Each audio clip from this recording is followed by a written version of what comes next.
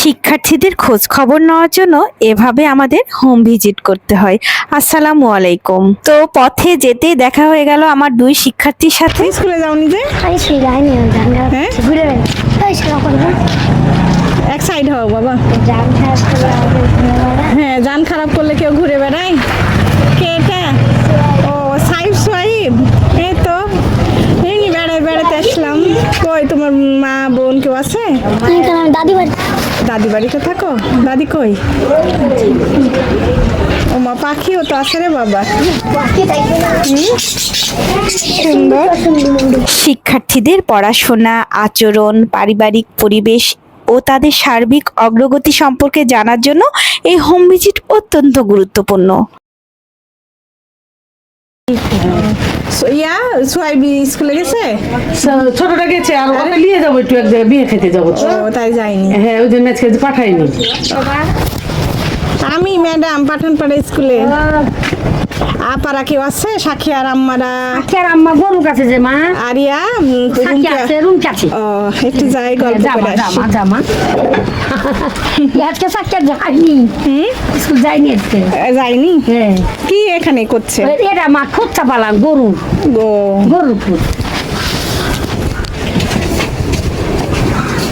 Home ভিজিটের মাধ্যমে আমরা অভিভাবকদের সাথে সরাসরি কথা বলার সুযোগ পাই, তাদের মতামত ও পরামর্শ শুনতে পারি এবং শিশুদের উন্নয়নের জন্য একসাথে কাজ করার পথ তৈরি করতে পারি।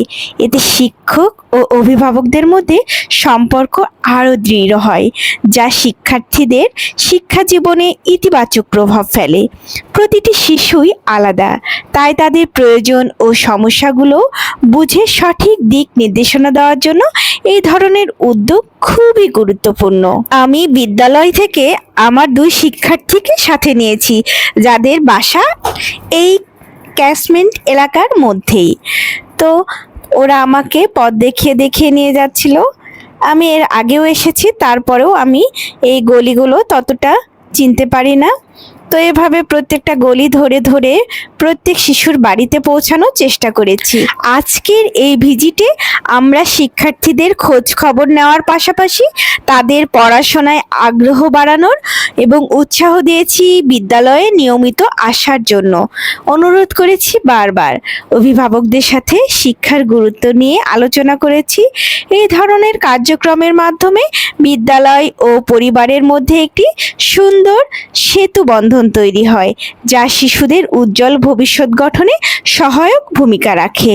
এখানে আমার বিদ্যালয়ের প্রত্যেকটি শিশুর অভিভাবক এবং প্রত্যেকটি শিশু এত বন্ধুত্বপরায়ণ, যা তাদের বাসায় না গেলে বোঝা যায় না। আসলে সত্যি তারা অনেক ভালো। আমি যখন তাদের বাসায় গেলাম, তারা অত্যন্ত খুশি হয়েছে এবং আমাকে দেখে তারা চমকেই গেছে রীতিমতো, যে আমি হঠাৎ চলে গেছি তাদের বাসায়। এভাবে প্রায় অনেক অভিভাবকই আমাকে কথা দিয়েছেন যে তারা নিয়মিত বিদ্যালয়ে পাঠাবেন শিশুদের এবং শরীরের যত্ন নেবেন, এবং মোবাইলের প্রতি তারা যে আসক্ত সে সম্পর্কেও আমি তাদের বলেছি।